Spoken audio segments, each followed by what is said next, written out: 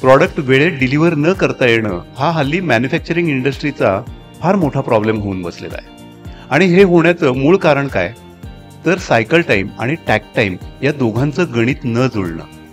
आता tag time म्हणजे काय, तर टॅग टाईम याचा अर्थ तुम्हाला तुमचा कस्टमर काय पेसनी ऑर्डर देतो.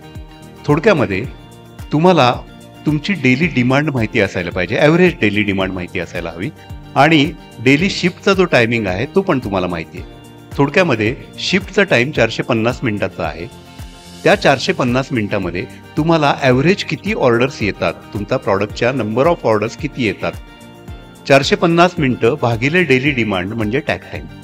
याचाच अर्थ असा की दर ठराविक तितक्या मिनिटांनी तुम्हाला तुमचा कस्टमर एक प्रॉडक्ट मागतोय, आणि तुमचा प्रॉडक्ट तो बनवायचा सायकल टाईम जो आहे तो जर का तुमच्या टॅग टाईमपेक्षा जास्त असेल तर सहसा हीच गोष्ट घडते की तुम्ही वेळेत डिलिव्हरी देऊ शकत नाही. आणि सायकल टाईम म्हणजे काय, तर एक प्रॉडक्ट बनवायला तुम्हाला लागणारा संपूर्ण वेळ. आता जर का तुमचा टॅग टाईमपेक्षा तुमचा सायकल टाईम जास्त असेल तर तुम्ही तुमच्या कस्टमरला वेळेत डिलिव्हरी देऊ शकणार नाही. आता तुम्ही तुमच्या प्रॉडक्टचा सायकल टाईम आणि टॅग टाईम मेजर केलाय का? केला असेल तर मला कॉमेंट बॉक्समध्ये नक्की कळवा.